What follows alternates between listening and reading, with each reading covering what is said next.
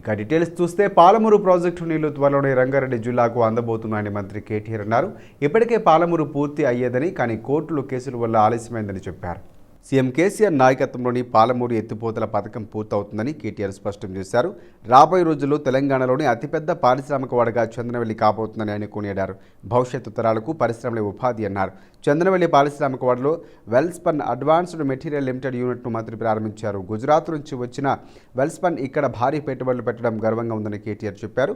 రాబోయే 5 ఏళ్లలో వెల్స్పన్ అధినేత బాలకృష్ణ గోయంక తెలంగాణలో 3,000 కోట్లకు పైగా పెట్టుబడులు పెట్టుకోవడానికి సిద్ధంగా ఉన్నారని మంత్రి స్వాగతించారు. తెలంగాణలోని అతిపెద్ద పారిశ్రామిక సమూహం ఇక్కడే ఏర్పాటు కాబోతా ఉందనే మాట ఈ సందర్భంగా స్థానిక మిత్రులందరికీ నేను తెలియజేస్తా ఉన్నాను. ఇది చిన్న విషయం కాదు. చిన్న విషయం ఎందుకు కాదు అంటే, ఒక్కొక్క పరిశ్రమని ఆకర్షించి తీసుకొని రావడానికి వారు ఇందాక చెప్పారు, mister Balakrishna Goenka is a self made man. 1985లో ఒక పరిశ్రమను స్థాపించి ఈరోజు 25,000 మందికి ఒక్క గుజరాత్లోనే ఉపాధి అవకాశాలు కల్పిస్తూ ఉన్నారు. గ్రూప్ టర్నోవర్ ఈరోజు దాదాపు 25,000 కోట్ల పైచిలుకుంది. వారు ఒక భారతదేశంలోనే కాదు, అమెరికాలో కూడా ఫ్యాక్టరీలు పెట్టారు. అట్లాంటి ఆయన గుజరాత్ నుంచి బయటికి వచ్చి మన దగ్గర ఇంత పెద్ద వెల్స్పన్ సిటీని ఏర్పాటు చేశారు అంటే వి షుడ్ థ్యాంక్. ఈ ప్లాంట్ యొక్క మెషినరీ కూడా వాళ్ళు ఆర్డర్ చేసుకున్నారు అక్కడి కోసం. కానీ ఒకసారి పోయి మనం విజ్ఞప్తి చేసి మన ముఖ్యమంత్రి గారి యొక్క ఆలోచన, ఈ ప్రాంతంలో ఉన్న అనుకూలతలు ఇవన్నీ చెప్పి మీరు ఖచ్చితంగా తెలంగాణకి రావాలి, మిమ్మల్ని అన్ని రకాలుగా స్థానికంగా మా నాయకులు కానీ మేం కానీ మీరు మాకు ఉపాధి అవకాశాలు కల్పించాలి, ఇక్కడ రాష్ట్రంలో పెట్టుబడులు రావాలి అని గట్టిగా పట్టుబడితే గుజరాత్లో పెట్టాలనుకున్న ప్లాంట్ని ఆలోచన విరమించుకొని ఇక్కడికి తరలించి ఈరోజు ఆ యూనిట్ ప్రారంభోత్సవం కూడా చేసుకున్నాం. అందుకే వారికి హృదయపూర్వకంగా నేను ధన్యవాదాలు కూడా తెలియజేస్తా ఉన్నాను. గ్రేటర్ హైదరాబాద్తో పాటు శివారు ప్రాంతాల్లో పెద్ద ఎత్తున అర్బన్ పార్కుల ఏర్పాటు, గ్రీనరీ గణనీయంగా పెరిగిందని, ఇక ఇదే మాదిరిగానే రాష్ట్రంలో అన్ని నగరాలు పట్టణాల్లోనూ చేపట్టాలని రాష్ట్ర ప్రభుత్వ ప్రధాన కార్యదర్శి శాంతికుమారి అన్నారు. బీఆర్కే భవన్లో మున్సిపల్ పట్టణాభివృద్ధి శాఖలపై ఇక సమీక్ష సమావేశం జరిగింది. హెచ్ఎండిఏ, జిహెచ్ఎంసీ, జలమండలి, హైదరాబాద్ మెట్రో రైల్, రేరా తదితర మున్సిపల్ పట్టణాభివృద్ధి శాఖ విభాగాల ఆధ్వర్యంలో అమలవుతున్న వివిధ అభివృద్ధి పథకాలపై పవర్ పాయింట్ ప్రెజెంటేషన్ ద్వారా సంబంధిత అధికారులు శాంతికుమారికి వివరించారు. దేశంలోనే అత్యధిక నగర జనాభా ఉన్న రాష్ట్రాల్లో తెలంగాణ 4వ స్థానంలో ఉందని, రాష్ట్రంలోని నగరాలు, పట్టణాల్లో తాగునీటి సరఫరా, హరితహారం, అంతర్గత రహదారుల నిర్మాణం, స్వచ్ఛ భారత్ కార్యక్రమాలు, కనీస మౌలిక సదుపాయాల కల్పన తదితర ఎన్నో కార్యక్రమాలు విజయవంతంగా అమలవుతున్నాయని వారు పేర్కొన్నారు. గ్రేటర్ హైదరాబాద్తో పాటు శివారు ప్రాంతాల్లో 14 అర్బన్ పార్కులు ఏర్పాటు చేయడం, హరితహారం కింద పెద్ద ఎత్తున గ్రీనరీని అభివృద్ధి చేయడం పట్ల అభినందించారు. గోషామల ఎమ్మెల్యే రాజాసింగ్ రాష్ట్ర డీజీపీ అంజనీ కుమార్కు లేఖ రాశారు. తనకు బెదిరింపు కాల్స్ వస్తున్నాయంటూ లేఖలో పేర్కొన్నారు. ఇప్పటి వరకు తనకు ఏ నెంబర్ల నుంచి కాల్స్ వచ్చాయో ఆ లిస్టును కూడా డీజీపీకి రాసిన లేఖలో రాజాసింగ్ జోడించారు. తనను చంపుతామంటూ బెదిరింపు కాల్స్ వస్తున్నాయంటూ ఇప్పటికే ఎమ్మెల్యే రాజాసింగ్ ట్విట్టర్లో ఆందోళన వ్యక్తం చేశారు. పాకిస్తాన్కు చెందిన ఒక మొబైల్ వాట్సాప్ కాల్ ద్వారా చంపుతున్నామని బెదిరిస్తున్నారంటూ చెప్పారు. తమ స్లీపర్ సెల్స్ యాక్టివ్గా ఉన్నాయన్నారు. ప్రతిరోజు ఇలాంటి బెదిరింపు కాల్స్ వస్తూనే ఉన్నాయని ఎమ్మెల్యే రాజాసింగ్ ట్వీట్ చేశారు. కేంద్ర హోంమంత్రి అమిత్ షా, తెలంగాణ డీజీపీ, హైదరాబాద్ సిపిలకు రాజాసింగ్ తన ట్విట్టర్ను ట్యాగ్ చేశారు. బీఆర్ఎస్ నేత రౌడీల్లాగా ప్రవర్తిస్తున్నారంటూ వైఎస్ఆర్టీపీ అధ్యక్షులు వైఎస్ షర్మిల ఆరోపించారు. రాష్ట్ర ప్రభుత్వాన్ని, ఎమ్మెల్యేల అవినీతిని ప్రశ్నిస్తే దాడులు చేస్తున్నారని విమర్శించారు. ఆమె రాష్ట్రంలో అసలు లా అండ్ ఆర్డర్ బతికే ఉందా అని షర్మిల ప్రశ్నించారు. సికింద్రాబాద్ అపోలో ఆసుపత్రిలో చికిత్స పొందుతున్న కాంగ్రెస్ నేత పవన్ను ఆమె పరామర్శించారు. హనుమకొండలో 2 రోజుల క్రితం పవన్పై బీఆర్ఎస్ కార్యకర్తలు దాడి చేశారు. ఇక దీనిపై స్పందించిన షర్మిల ఈ దాడి ఘటనపై సీఎం కేసీఆర్ సమాధానం చెప్పాలని డిమాండ్ చేశారు. అధికార పక్షాన్ని ప్రశ్నిస్తున్న వారిని బీఆర్ఎస్ నేతలు టార్గెట్ చేస్తున్నారని షర్మిల మండిపడ్డారు. ప్రతిపక్షంలో ఉండి ప్రజల తరఫున ప్రశ్నించేందుకు పవన్పై దాడి చేయడం బీఆర్ఎస్ పార్టీకి తగదన్నారు. పవన్ ముఖాన్ని గుర్తుపట్టకుండా దాడి చేశారని ధ్వజమెత్తారు. బీఆర్ఎస్ నేతలు మనుషుల్లాగా ప్రవర్తించడం లేదన్నారు. ప్రజలకు, ప్రతిపక్షాలకు కేసీఆర్ వెంటనే క్షమాపణలు చెప్పాలని షర్మిల డిమాండ్ చేశారు. తోట పవన్ మీద జరిగిన దాడి కొరకై ఆ అబ్బాయికైన తీవ్రమైన గాయాలకు ఎంతగానో ఈరోజు పార్టీలకు అతీతంగా వైఎస్ఆర్ తెలంగాణ పార్టీ కూడా చెలించి ఈరోజు అబ్బాయిని చూడడానికి రావటం జరిగింది. ప్రజల పక్షాన నిలబడి కొట్లాడుతున్న ప్రతిపక్షాలను టార్గెట్ చేసి ఈ అబ్బాయిని నిన్న వరంగల్ వెస్ట్ ఎమ్మెల్యే వినయ్ భాస్కర్ అదే పనిగా ఈ అబ్బాయి మీద దాడి చేపించి ఇంత దారుణంగా కొట్టడం జరిగింది. అసలు అబ్బాయి ముఖం అసలు గుర్తుపట్టకుండా తయారైపోయింది. కనీసం 6 నెలలు పడుతుంది కోలుకోవడానికి అంటున్నారు డాక్టర్లు. సర్జరీల మీద సర్జరీలు చేస్తున్నారు. ఇదంతా ఇంత బీభత్సం సృష్టించాల్సిన అవసరం ఏముంది అని అడుగుతున్నాం. కేవలం ఒక చిన్న అబ్బాయి, చిన్న వయసులో ఉన్న అబ్బాయి కేవలం ప్రతిపక్షంలో ఉన్న పాపానికి ఈ తల్లికి ఇంత గోస కలిగిస్తారా? ఇది పాపం కాదా? ఈ తల్లి శాపం మీకు తగలదా? మీరు ఏం బాగుపడతారు? అసలు మీరు మనుషులో అవునో కాదో ఒక్కసారి మీరు పరిశీలన చేసుకోవాలి. పరిపాలన చేత కాలేదు కానీ మీకు ఏం చేతనయ్యిందా అని చూస్తే ఇది చేతనైంది. దాడులు చేయడం చేతనైంది. ఇంతకంటే ఏం చేతనైంది కేసీఆర్ కు? అసలు ప్రజలకైనా లా అండ్ ఆర్డర్ ఉందా మన తెలంగాణలో? పోలింగ్ బూత్ కమిటీలపై ఈవేళ బీజేపీ మీటింగ్ నిర్వహించింది. బూత్ కమిటీల నియామకంపై బీజేపీ స్టేట్ ఆఫీసులో ఆ పార్టీ రాష్ట్ర స్థాయి నేతలతో రాష్ట్ర వ్యవహారాల ఇన్ఛార్జీలు సునీల్ బన్సల్, తరుణ్ చుగ్, అరవింద్ మీనన్ సమావేశం కానున్నారు. ఈ సమావేశంలో బీజేపీ రాష్ట్ర అధ్యక్షులు బండి సంజయ్, పలువురు బీజేపీ రాష్ట్ర స్థాయి నేతలు కూడా పాల్గొన్నారు. రాష్ట్ర కార్యాలయంలో ఇవాళ ఉదయం 10 నుంచి మధ్యాహ్నం 2 గంటల వరకు సమావేశం నిర్వహించనున్నారు. రాష్ట్రంలో మొత్తం 35,000కు పైగా పోలింగ్ బూతులు గుర్తించారు. ఒక్కో పోలింగ్ బూత్లో 22 మంది సభ్యులతో కూడిన కమిటీ ఉండాలనేది బీజేపీ నిబంధనగా ఉంది. 21 మంది బూత్ కమిటీ సభ్యులు కాగా ఒకరు మాత్రం సోషల్ మీడియా సభ్యుడే ఉండాలి. అంటే మొత్తంగా 22 మందితో పోలింగ్ బూత్ కమిటీ ఉండాలని రూల్ పెట్టారు. కానీ పోలింగ్ బూతుల కమిటీలో 22 మంది సభ్యులు లేరు. 8 నుంచి 15 మంది వరకే ఉన్నారు. మరికొన్ని కమిటీల్లో పూర్తి స్థాయిలో సభ్యులు ఉన్నారు. తక్కువ సభ్యులు ఉన్న పోలింగ్ బూతుల్లో 22 మందితో పూర్తి స్థాయిలో నియామకం చేయడమే బూత్ స్వశక్తీకరణ అని పార్టీ వర్గాలు చెబుతున్నాయి. ఈ సమావేశంలో సునీల్ బన్సల్ మొత్తం బూత్ కమిటీలు సభ్యుల సంఖ్య లెక్క తేల్చనున్నారు. ఈ బూత్లో ఎంతమంది సభ్యులు ఉన్నారు, పూర్తి స్థాయి కమిటీలు వేసిన బూతులు ఎన్ని, ఇప్పటి వరకు బూత్ కమిటీల నియామకం ఎందుకు పూర్తి చేయలేదు, బూత్ కమిటీల నియామకం ఏ విధంగా పూర్తి చేసుకోవాలనే పలు అంశాలపై పార్టీ నాయకులకు సునీల్ బన్సల్, తరుణ్ చుగ్, అరవింద్ మీనన్ దిశానిర్దేశం చేయనున్నారు. జెచ్ఎంసీ కార్యాలయంలో అసలు ఉద్యోగులకు బదులు మరొకరు విధులు నిర్వర్తిస్తున్నారంటూ బీజేపీ కార్పొరేటర్లు ఆరోపణలు చేశారు. కుక్కల దాడిలో బాలుడి మృతిపై వారు దిగ్భ్రాంతి వ్యక్తం చేశారు. మేయర్ విజయలక్ష్మిపై వారు దిగ్భ్రాంతి వ్యక్తం చేస్తూ అనుచిత వ్యాఖ్యలు, వ్యవహారశాలపై తీవ్రంగా ధ్వజమెత్తారు. కుక్కలకు ఆకలేసేలా చేసి ఉంటుందని చెప్పడంపై మండిపడ్డారు. కానీ కాదా సరైన సమయంలో ఫుడ్ పెట్టాలని, కుక్కలకు దత్తత తీసుకోవాలని కూడా ఉచిత సలహాలు ఇవ్వడంపై విరుచుకుపడుతున్నారు. ఇప్పటికే నగరంలో ఎంతమంది కుక్కలు పెంచుకుంటున్నారని, అలాంటిది ఎవరు దత్తతకు ముందుకు వస్తారని కూడా వారు ప్రశ్నిస్తున్నారు. నగరంలో కుక్కల నియంత్రణకు ఎలాంటి చర్యలు చేపడుతున్నారని నిలదీశారు. తమ వీధిలో కుక్కల బెడద ఎక్కువైందని, ఎవరైనా ప్రజలు ఫిర్యాదు చేస్తే ఒక గల్లీ నుంచి మరో గల్లీలో కుక్కలు వదిలేసి నిర్లక్ష్యంగా వ్యవహరిస్తున్నారని కూడా ఆగ్రహం వ్యక్తం చేశారు. ఈ గత 8 ఏళ్ల సంధి ఒక్క పైసా బడ్జెట్ లేదు. మేము అడిగినప్పుడు మీరు ప్రపోజల్ ఇవ్వండి, మేము శాంక్షన్స్ ఇస్తాము. ఒక్కొక్క డివిజన్ లో 100ల కొద్ది వాళ్లకు ప్రపోజల్ ఇస్తే ఆ ప్రపోజల్ అన్ని కూడా జోనల్ కమిషనర్ దగ్గర జమ అయి ఉంటాయి. వివిధ డిపార్ట్మెంట్ల నుంచి సమీక్ష పెట్టండి. వివిధ డిపార్ట్మెంట్లు ఏ విధంగా పనిచేస్తున్నాయి, ఎన్ని డిపార్ట్మెంట్లు మన కౌన్సిల్ మీటింగ్కి వస్తున్నాయి, ఎవరెవరు ఏం పని చేస్తున్నారు, వాళ్ళని వెలుగులో తీసుకోండి, వాళ్ళని పరిచయాలు చేయండి, వాళ్ళ నిధులేంది, వాళ్ళ విధులేంది, ఇవన్నీ మూడు చెప్పమన్నాం. కానీ ఎప్పుడు కూడా ఎంఐఎం టీఆర్ఎస్ కలిసేసి స్టాండింగ్ కమిటీలో వాళ్ళకి కావాల్సిన బడ్జెట్ ని శాంక్షన్ చేసుకుని వారానికి ఒకసారి టీలు ఛాయలు తాగడానికి తప్ప జీహెచ్ఎంసీ దేనికి పని చేయట్లేదు. గ్రేటర్ హైదరాబాద్ మున్సిపల్ కార్పొరేషన్ నగర పరిసర మున్సిపాలిటీల పరిధిలో వీధి కుక్కల బెడదను నివారించడానికి యుద్ధ ప్రాతిపదికన చర్యలు చేపట్టాలని రాష్ట్ర ప్రభుత్వ ప్రధాన కార్యదర్శి అరవింద్ కుమార్ మున్సిపల్ అధికారులను ఆదేశించారు.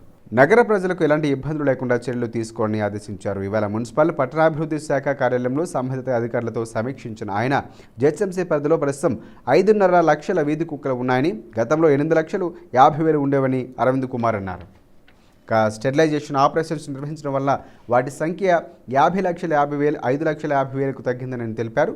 వాటిని వెంటనే ఏబీసీ స్టెరిలైజేషన్ ఆపరేషన్ నిర్వహించాలని కూడా ఆదేశించారు. ఒడిశాకు బస్సు సర్వీసులు నడపాలని తెలంగాణ రాష్ట్ర రోడ్డు రవాణా సంస్థ నిర్ణయించింది. ప్రయాణికుల రద్దీ ఎక్కువగా ఉన్న మార్గాల్లో 10 బస్సులు తిప్పేందుకు సిద్ధమైంది. ఇరు రాష్ట్రాల మధ్య పరస్పర బస్సు సర్వీసుల ఏర్పాటుపై ఒడిశా రాష్ట్ర రోడ్డు రవాణా సంస్థతో టీఎస్ఆర్టీసీ ఒక ఒప్పందం చేసుకుంది. హైదరాబాద్ బస్ భవన్లో జరిగిన కార్యక్రమంలో TSRTC chairman MLA Bajireddy Govardhan సమక్షంలో సంస్థ MD VC Sajjanar, OSRTC MD Diptesh Kumar Patnaik ఒప్పంద పత్రాలపై సంతకం చేశారు. ఇక వాటిని పరస్పరం అందజేసుకున్నారు. అయితే ఈ ఒప్పందం ప్రకారం టీఎస్ఆర్టీసీ 10 బస్సులు ఒడిశాకు, ఓఎస్ఆర్టీసీ 13 సర్వీసులు తెలంగాణకు నడపనుంది. ఈ సందర్భంగా టీఎస్ఆర్టీసీ తీసుకొచ్చిన పలు కార్యక్రమాలు పవర్ పాయింట్ ప్రజెంటేషన్ ద్వారా ఓఎస్ఆర్టీసీ ఉన్నతాధికారులకు సజ్జనార్ వివరించారు. ఇక తెలంగాణ ఒడిశా మధ్యలో ప్రయాణికులు ఎక్కువగా రాకపోకలు సాగిస్తూ ఉంటారని డిమాండ్ నేపథ్యంలో ఓఎస్ఆర్టీసీతో అంతరాష్ట్ర ఒప్పందం చేసుకున్నట్లు టీఎస్ఆర్టీసీ చైర్మన్ బాజిరెడ్డి గోవర్ధన్ తెలిపారు. ఇటీవల వైఎస్ఆర్టీపీ అధ్యక్షులు వైఎస్ షర్మిల, బీఆర్ఎస్ ఎమ్మెల్యే శంకర్ నాయక్ పరస్పర విమర్శల్లో కొజ్జాను వాడటం తన మనోభావాలు దెబ్బతీసే విధంగా ఉందంటూ పలువురు వెంటనే క్షమాపణలు చెప్పాలని కూడా ట్రాన్స్జెండర్స్ డిమాండ్ చేశారు. ఎన్ఎస్ఎస్లో వేదికగా 75 సంవత్సరాల స్వతంత్ర కాలంలో ట్రాన్స్జెండర్ల వివక్షతకు గురవుతున్నారంటూ ఆవేదన వ్యక్తం చేశారు. రాజకీయ లబ్ధి కోసం తమ మనోభావాలు కించపరిస్తే ఊరుకునే ప్రసక్తి లేదన్నారు. ఇప్పుడిప్పుడే సమాజానికి దగ్గరవుతున్న తరుణంలో ప్రజాప్రతినిధులు తమను కించపరచడం సరైంది కాదన్నారు. ప్రేమజ్యోతి ఫౌండేషన్ అధ్యక్షురాలు అవంతిక. ట్రాన్స్జెండర్స్ సమస్యలపై పార్లమెంట్లో చర్చ జరగాల్సిన అవసరం ఉందని అన్నారు. మమ్మల్ని డీహ్యూమన్ చేసి అంటే అమానవీయంగా మా యొక్క స్థాయిని కించపరిచేలాగా మా యొక్క ఐడెంటిటీని కించపరిచేలాగా వాడే ఒక బూతు పదములాగా ఇది వస్తుంది సమాజంలో. సో ఈ పదాన్ని మాటి మాటికి మా మీద వాడటం వల్ల ఏమవుతుంది సమాజంలో ఆల్రెడీ కొంత వివక్షత మా పట్ల ఉంది. లెస్బియన్ పట్ల, బైసెక్షువల్ పట్ల, గేస్ పట్ల, ట్రాన్స్జెండర్ పట్ల, హిజ్రాల పట్ల అందరి పట్ల ఒకలాంటి వివక్షత ఉంది. ఆ వివక్షత వల్లే ఎన్నో తరాలుగా మా వాళ్ళు ముందుకు రాలేక మగ్గుతా చాలా హింసకు లోనవుతారు. అందరు ప్రజలందరినీ రిప్రజెంట్ చేసే ఈ రాజకీయ నాయకులు మాట్లాడితే ఈ పదాన్ని వాడారు. ఒక లీడింగ్ పార్టీ అయ్యుండి ఆ వ్యక్తి ఈ నోరు పారేసుకోవడం ఎంతవరకు సమంజసం? మేమందరం డిమాండ్ చేసాం. నిన్నటి 3 రోజుల నుంచి రాష్ట్ర వ్యాప్తంగా మా వాళ్ళు ర్యాలీలు చేస్తున్నారు. ఆయన బహిరంగంగా ఆయన క్షమాపణ చెప్పాలి, అదేవిధంగా షర్మిల కూడా క్షమాపణ చెప్పాలి. అది మా మనోభావాలు ఎంతగా దెబ్బతింటుందని మేము సొసైటీలో ఫ్రీగా తిరగలేము. మాకు మేమే ఇప్పటికిప్పుడే మేము ట్రాన్స్ మహిళలం కదా, మీ మహిళలతో సమానం అనుకొని ముందుకు ఒక అడుగేస్తున్నప్పుడు మీరు మహిళలు కాదు మీరు ఇది అని మీరు సైడ్కి ఇలా నెట్టేస్తూ ఉంటే ఇంకా ఎన్ని రోజులు వివక్షత మా మీద. ఇప్పుడు శర్మిల మేడం మాట్లాడే మాటల్లో కూడా కోడాక్ చేతకాని వాళ్ళు వీళ్ళు అలా చేస్తారు అంటే మేము చేతకాని వాళ్ళమా? ఇన్ని రోజులు మాకు ఎందుకు జాబ్స్ ఇవ్వలేదు మీరు? మహబూబ్నగర్, రంగారెడ్డి, హైదరాబాద్ జిల్లాల టీచర్ ఎమ్మెల్సీ నియోజకవర్గ స్థానానికి నామినేషన్లు జోరుగా కొనసాగుతున్నాయి. అభ్యర్థుల తోటి ఉపాధ్యాయ సంఘాలు అనుచరులతో భారీ ర్యాలీలతో జిహెచ్ఎంసీ ప్రధాన కార్యాలయంలో నామినేషన్లు దాఖలు చేస్తున్నారు. వివిధ రాజకీయ పార్టీల మద్దతుతో పాటు స్వతంత్ర అభ్యర్థులుగా ఇప్పటివరకు 17 మంది నామినేషన్ వేశారు. గురువారంతో నామినేషన్ల ప్రక్రియ ముగినున్న తరుణంలో ఈసారి పోటీ రసవత్తరంగా మారనుంది. మరి నరకయాతన పడుతూ కష్టపడుతూ ఉన్నారో వాళ్ళందరికీ కూడా మరి ఏ సంఘం కూడా సహాయం చేయలేకపోతుంది. వాళ్ళందరి తరఫున నేను నామినేషన్ వేయడం జరిగింది. చట్ట సభల్లో మరి నా యొక్క వాణి వినిపించడానికి నేను ముందుకు వస్తున్నాను. ఈ జీవోకు సవరణలు తీసుకొచ్చి వీలైతే జీవోను రద్దు చేయించి మరి మీ అందరి తరఫున కూడా నేను కొట్లాడతానని నేను మీ అందరికి కూడా మనవి చేస్తున్నాను. ఖచ్చితంగా మన ఉపాధ్యాయుల అధ్యాపకుల తరపున ఈ రోజు నేను నామినేషన్ వేయడం జరుగుతుంది. అంటే జాతీయ పార్టీలు కావచ్చు, ప్రాంతీయ పార్టీల్లో గెలిచినటువంటి ఎమ్మెల్సీలందరూ కూడా చట్టసభల్లో ఉన్నారు. వారు ఏ విధంగా మాట్లాడుతున్నారో మీ అందరికీ తెలుసు. కాబట్టి ఒక్కసారి అవకాశం ఇవ్వండి, మీరు ఆలోచన చేయండి. నేను స్వతంత్ర అభ్యర్థిగా ఇవాళ పోటీ చేస్తున్నాను. ఇలా విద్యారంగ మార్పుల కోసం నేను ఖచ్చితంగా పనిచేస్తానని చెప్పేసి కూడా తెలియజేస్తున్నాను. ఈ ప్రభుత్వంపై ఇవాళ పోరాటం చేయడానికి ఎమ్మెల్సీ ఎన్నికల్లో నిలబడుతున్న నాకు కాంగ్రెస్ పార్టీ సంపూర్ణ మద్దతు ప్రకటించింది. ఇవాళ రాష్ట్రంలో ఉన్నటువంటి ఉపాధ్యాయులందరూ కూడా ఒక్కసారి గతంలో కాంగ్రెస్ పార్టీ చేసినటువంటి పనులను, ఉపాధ్యాయ సంక్షేమ కార్యక్రమాలను దృష్టిలో పెట్టుకొని మళ్ళీ రాబోయే రోజుల్లో కాంగ్రెస్ పార్టీ వస్తుంది. తెలంగాణ విద్యావంతుల వేదిక, బహుజన విద్యావంతుల వేదిక మరియు తెలంగాణ బహుజన ఉపాధ్యాయ సంఘం, ఇంకా ఎంతోమంది రచయితలు, కవులు, యూనివర్సిటీ అధ్యాపకులు, యూనివర్సిటీ సంఘాలు అందరి సహకారంతో నేను ఈనాడు పోటీ చేయడం జరుగుతున్నది. బాలీవుడ్ ఫైర్ బ్రాండ్ కంగనా రనౌత్ ఎప్పుడు ఏదో ఒక వివాదంలో నిలుస్తూనే ఉంటారు. తాను అనుకున్నది ఏదైనా ముక్కుసూటిగానే ఆమె మాట్లాడేస్తూ ఉంటారు. ఈ ఫైర్ బ్రాండ్ తాజాగా మొక్కలు నాటుతూ సోషల్ మీడియాలో ప్రత్యక్షమైంది. గ్రీన్ ఇండియా ఛాలెంజ్లో భాగంగా హైదరాబాద్లో మొక్కలు నాటింది. ప్రస్తుతం కంగనా రనౌత్ మొక్కలు నాటిన ఫోటోలు, వీడియోలు సోషల్ మీడియాలో వైరల్ అవుతున్నాయి. ప్రముఖ జ్యోతిష్యుడు బాలు మున్నంగి ఛాలెంజ్ స్వీకరించిన మొక్కలు నాటినట్లుగా కంగనా రనౌత్ చెప్పారు. అందరూ మొక్కలు నాటి పచ్చదనాన్ని పెంపొందించాలని ఆమె సూచించారు.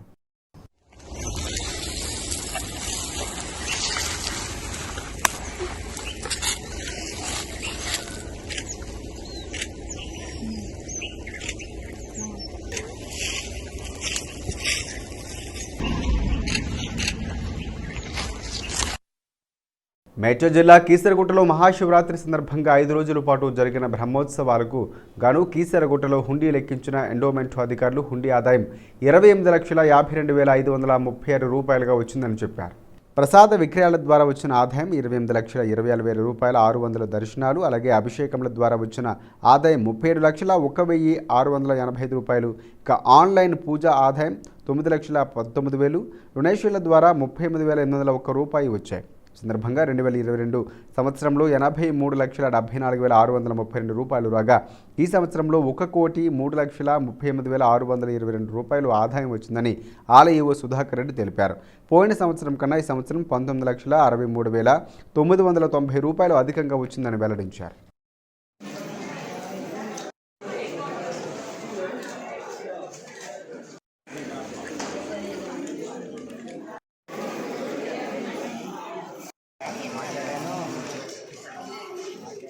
గిరిజనుల మధ్య విభేదాలు సృష్టించి రాజకీయ లబ్ధి పొందాలని బీఆర్ఎస్ పార్టీ అధినేత సీఎం కేసీఆర్ కుట్రలు చేస్తున్నారని మాజీ మంత్రి బీజేపీ నేత రవీంద్ర నాయక్ ఆరోపించారు. గెలిచిన 2 పర్యాయాలు గిరిజనుల సమస్యలను పరిష్కరించకుండా కాలయాపన చేశారన్నారు. ఇక తీరా ఎన్నికలు దగ్గర పడుతూ ఉండటంతో మళ్లీ వాగ్దానాల ఓట్ల కోసం ఎరవేస్తున్నారని విమర్శించారు. బీజేపీ అధికారంలోకి వస్తే కర్ణాటక తరహా తండాలు అభివృద్ధి కార్పొరేషన్ ఏర్పాటు చేస్తామంటున్న రవీంద్ర నాయక్తో మా political bureau chief Srinivas face to face. చెప్పండి రవీంద్ర నాయక్ గారు, గిరిజనుల ఐక్యత దెబ్బతీస్తున్నారు అధికార బీఆర్ఎస్ పార్టీ ప్రభుత్వం అని మీరు ఆరోపిస్తున్నారు. ఏంటి దీనికి నిదర్శనాలు ఏంటి, ఎట్లా చెప్పదలుచుకున్నారు? ముఖ్యంగా తెలంగాణ రాష్ట్రంలో ఈ టీఆర్ఎస్ బీఆర్ఎస్ ప్రభుత్వం కేసీఆర్ నాయకత్వంలో ఉన్నటువంటి ఈ ప్రభుత్వం గిరిజనుల సమస్యల్ని ఇంతవరకు పట్టించుకోలేదు. ఉదాహరణకి 1/70 భూ బదలాయింపు చట్టం, ల్యాండ్ ట్రాన్స్ఫర్ రెగ్యులేషన్ యాక్ట్, రెండవది 2006 ఫారెస్ట్ రైట్స్ యాక్ట్, మూడవది పీసా చట్టం. ఈ చట్టాలన్నింటినీ కనీసం కేసీఆర్ ఒకరోజు కూడా దాని మీద సమీక్ష చేయలేదు, దాని గురించి మాట్లాడలేదు. అసలు ఈ ముఖ్యమంత్రికి ఈ ప్రభుత్వానికి తెలుసో తెలియదో నాకు తెలియదు. సో ముఖ్యంగా ఈ గిరిజనులు వాళ్ళ సమస్యలు పరిష్కరించబడకుండా అశాంతికి గురై ఈ విధంగా వాళ్ళలో విభేదాలు సృష్టించేటువంటి కార్యక్రమం కేసీఆర్ చేసినాడు. 2017లో ఒక దిక్కేమో గోండు గిరిజనులను ఒక మీటింగ్ పెట్టుకోమన్నాడు, వాళ్ళకి డబ్బులు ఇచ్చి వాళ్ళతో మీటింగ్ పెట్టించినాడు. రెండో వైపేమో లంబాడి గిరిజనులకు డబ్బులు ఇచ్చి వాళ్ళతో మీటింగ్ పెట్టించినాడు. మూడవదేమో బంజారా హిల్స్లో ఇది అందరూ ఆదివాసులే. రాజ్యాంగం ప్రకారం 745 జాతులు తెగలేవైతే ఉన్నాయో అందరూ గిరిజనులు, గిరిజన సముదాయాలు, గిరిజన తెగలు, షెడ్యూల్డ్ ట్రైబ్స్ గిరిజనులనే పిలుస్తారు. ఇందులో ఆదివాసులు వేరు, గిరిజనులు వేరు, అది వేరు అనేది లేదు. కానీ దురదృష్టవశాత్తు కేసీఆర్ ప్రభుత్వం ఏం చేసిందంటే గిరిజనులకి ఆదివాసీ భవన్ అని, బంజారాలకు బంజారా భవన్ అని చెప్పేసి తను కావాలని వీళ్లను విభజించి పాలించనే ఒక ఉద్దేశంతో బెస్తలు కులాలను ఎస్టీలో చేర్చాలనడము వల్ల ఈ గిరిజనుల ఐక్యత దెబ్బతినే అవకాశం ఉందా? ముందుగా ఇక్కడ మా గిరిజన సోదరులు కూడా అర్థం చేసుకోవాలా. వాళ్ళకు మరీ నేను చెప్తున్నా, రాజ్యాంగంలో ప్రతి ఒక్కరికి అడిగే హక్కు ఉంది. కానీ దీన్ని మీరు అడగొద్దు, మీరు ఉండొద్దు, మిమ్మల్ని తీసేయాలని చెప్పే హక్కు ఎవరికి లేదు. అయితే గిరిజనులలో గిరిజన జనాభా ఎంత ఉంటే అంత పర్సంటేజ్ రిజర్వేషన్ వస్తుంది. గిరిజనుల జనాభా ఎంత ఉంటే అంత బడ్జెట్ వస్తుంది. దీంట్లో బడ్జెట్కు రిజర్వేషన్కి సంబంధించినటువంటి తెగలు కాబట్టి దీంట్లో ఎవరికి నష్టం లేదు. కానీ కొంతమంది అతి తెలివి చూపించి గిరిజన ప్రాంతాలలో గిరిజన సమస్యల్ని పరిష్కరించకుండా వాటిని తాత్సారం చేసి ఆ సమస్యల నుంచి అక్కడి గిరిజనుల దృష్టి మళ్లించడానికి ఈ విధంగా ఈ గిరిజనుల మధ్యలో తెగల మధ్యలో ఈ గొడవలు సృష్టిస్తున్నారు. ఎర్రమంజిలోని రామకృష్ణనగర్లో పేదల ఇండ్లు కూల్చివేయడంపై ఖైరతాబాద్ కార్పొరేటర్ విజయారెడ్డి ఫైర్ అయ్యారు. పేదలకు మీరు ఇచ్చింది, మీరు ఎలాగైతే డిమాలిష్ చేశారో అలాగే బీఆర్ఎస్ భవనం కోసం ఇచ్చిన స్థలాన్ని కాంగ్రెస్ పార్టీ అధికారంలోకి వచ్చిన ఆ స్థలాన్ని తామే తీసుకుంటామని విజయారెడ్డి హెచ్చరించారు. నిమ్స్ ఆసుపత్రి అభివృద్ధి కోసం పేదలను ఇబ్బంది పెట్టడం దారుణమని మండిపడ్డారు. కాంగ్రెస్ పార్టీ అభివృద్ధి పనులకు ఎప్పుడూ అడ్డు తగలదని, అదే సమయంలో పేదలను నిరాశ్రయులను చేస్తామంటే ఊరుకోబోమని విజయారెడ్డి హెచ్చరించారు. కాగా అర్ధరాత్రి పేదల ఇళ్లు కూల్చివేతకు పాల్పడుతున్న విషయం తెలుసుకున్న విజయారెడ్డి హుటాహుటిన వెళ్లి కూల్చివేత పనులను ఆపాలని డిమాండ్ చేశారు. ఆమె అక్కడే నిరాహార దీక్షకు కూర్చోగా పోలీసులు కాంగ్రెస్ నేతలను అరెస్ట్ చేశారు. హెల్త్ బాగాలేని వాళ్ళు ఉన్నారు, ఆడవాళ్ళు ఉన్నారు, పిల్లలు ఉన్నారు. రాత్రి 2 గంటలకు వచ్చి మీరు ఇట్లా చేయడం తప్పు.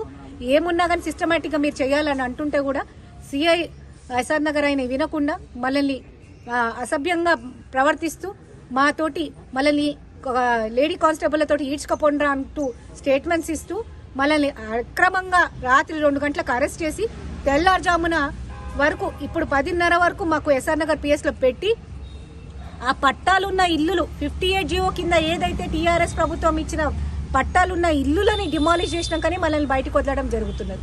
మేము ఒకటే అడుగుతున్నాం, పట్టాలు ఇచ్చుడు మీ వంతే, కూలగొట్టుడు మీ వంతేనా?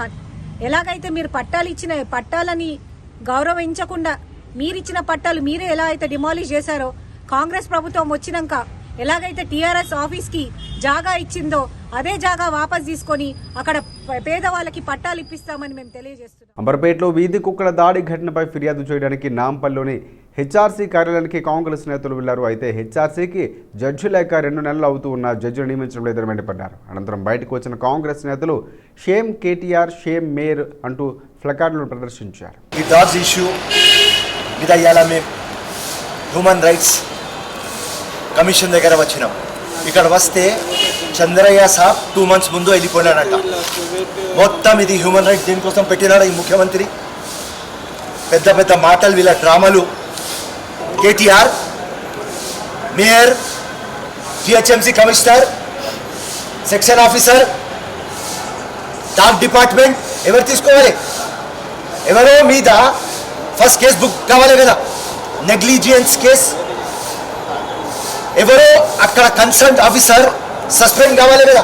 కింద లెవెల్ ఉన్న ఆఫీసర్స్ ప్రతి వాళ్ళు they are responsible. We need the names of the people who are responsible, starting with the minister for municipal administration. The next thing is that relief. ఏ ఫ్యామిలీకి అయితే ఈ లాస్ అయ్యిందో వాళ్ళకి వెంటనే రిలీఫ్. ఇది కూడా మేము దీంట్లో కూడా రాసాం. ఈ రిలీఫ్ ఈజ్ వెరీ ఇంపార్టెంట్. మా కొలీగ్స్ ఇక్కడ చెప్పినట్టు ఒక చిన్న పాప 6-year-old boy, 4-year-old boy lost his life. ముఖ్యంగా హైదరాబాద్ నగరంలో గత 5-6 సంవత్సరాలుగా కుక్కల స్వైర విహారంతో చాలామంది చిన్న చిన్న పిల్లలు చనిపోవడం, కుక్క కాటుకు గురై సకాలంలో ర్యాబీస్ ఇంజెక్షన్ దొరక్క కొన్నిసార్లు ఇచ్చుకోలేని పరిస్థితుల్లో పిల్లలు చనిపోతున్నప్పటికీ కూడా రాష్ట్ర ప్రభుత్వం దున్నపోతు మీద వర్షం పడ్డట్టుగా వ్యవహరిస్తూ ఉంది. వీధి కుక్కల దాడిలో గాయపడుతున్న వారి సంఖ్య రోజురోజుకు పెరుగుతుంది. హైదరాబాద్లో ఓ చిన్నారిని వీధి కుక్కలు పొట్టను పెట్టుకున్న ఘటన మరొక ముందే రాజేంద్రనగర్ పోలీస్ స్టేషన్ పరిధిలో వీధి కుక్కలు బీభత్సాన్ని సృష్టించి 5 మందిపై దాడి చేశాయి. రాజేంద్రనగర్ సర్కిల్ పరిధిలోని హైదరాగూడ ఎర్రబొడ కాలనీలో వీధి కుక్కలు స్వైర విహారం చేసి ఇంటి ముందు ఆడుకుంటున్న ఒక బాలుని కరిచి చేయి పట్టుకొని లాక్కెళ్లాయి. ఇక విషయాన్ని గమనించిన మరో బాలుడు కుక్కలు అడ్డుకోవడానికి వెళ్ళగా అతనిపై కూడా కుక్క దాడి చేశాయి. ఇక ఈ దాడిలో చైతన్య, పునీత్ అనే 2 పిల్లలకు గాయాలయ్యాయి. ఈ ఘటనపై ఒక్కసారిగా స్థానికులు భయాందోళనకు గురయ్యారు. ఇప్పటికైనా వీధి కుక్కలపై జిహెచ్ఎంసీ అధికారులు చర్యలు తీసుకొని స్థానికులు కోరుతున్నారు. అధికారులకు ఫోన్ చేస్తే వెంటనే అధికారులు స్పందించి వీధి కుక్కలు తీసుకుని వేరే ప్రాంతంలో విడిచిపెడుతున్నారని కూడా, వేరే ప్రాంతంలో పట్టుకున్న తెచ్చి ఇక్కడికి వదిలిపెడుతున్నారని కూడా ప్రజలు ఆరోపిస్తున్నారు. ఇప్పటికైనా వీధి కుక్కల బారి నుంచి ప్రజలను కాపాడాలని కోరుతున్నారు. రోడ్లపైన చిన్నారులు నడవాలంటేనే భయపడాల్సిన పరిస్థితి ఏర్పడిందని, ఒంటరిగా ఉన్న వ్యక్తులను, చిన్నారులను వీధి కుక్కలు టార్గెట్ చేసి ఇలా దాడులకు పాల్పడుతున్నాయని ఆరోపించారు. హైదరాబాద్లో వీధి కుక్కల దాడిలో ఓ బాలుడు మృతి చెందిన కేసులో హైకోర్టు కీలక నిర్ణయం తీసుకుంది. కేసును కోర్టు సుమోటోగా స్వీకరించింది. పేపర్ న్యూస్ ఆధారంగా ఇవాళ ఈ కేసు హైకోర్టులో విచారణ జరగనుంది. అంబర్పేటలో కుక్కల దాడిలో ప్రదీప్ అనే 4 ఏండ్ల బాలుడు మృతి చెందాడు. మంగళవారం జరిగిన ఈ ఘటన రాష్ట్ర వ్యాప్తంగా తీవ్ర కలకలం రేపింది. బాగ్ అంబర్పేటలో ఉంటున్న గంగాధర్ తన కొడుకు ప్రదీప్ను సర్వీస్ సెంటర్కు తీసుకువెళ్లాడు. అనంతరం అక్కడి నుంచి గంగాధర్ వెళ్ళిపోగా అప్పుడే నడుచుకుంటూ బయటకు వెళ్లిన బాలుడిపై వీధి కుక్కలు ముట్టడించి దాడి చేశాయి. దీంతో బాలుడు తీవ్ర గాయాల పాలయ్యాడు. ఆ తర్వాత బాలుడిని 2 కుక్కలు నోట కరుచుకుని మరోవైపు లాగడంతో చనిపోయాడు. ఢిల్లీ, ఉత్తరప్రదేశ్ల నుంచి ఖరీదైన కారును దొంగిలిస్తూ హైదరాబాద్లో తక్కువ ధరలకు విక్రయిస్తున్న ముఠాను పోలీసులు అరెస్టు చేశారు. నిందితుల నుంచి 2,45 లక్షల రూపాయలు విలువైన 18 కార్లను స్వాధీనం చేసుకున్నారు పోలీసులు. హైదరాబాద్కు చెందిన కొంతమంది దుండగులు దొంగిలించిన కార్లు, నెంబర్ ప్లేట్లు, రిజిస్ట్రేషన్, ఇంజిన్ నెంబర్లను మార్చి అమాయకులే లక్ష్యంగా ఇతర రాష్ట్రాల్లో తక్కువ ధరలకు విక్రయిస్తున్నట్లు పోలీసులు గుర్తించారు.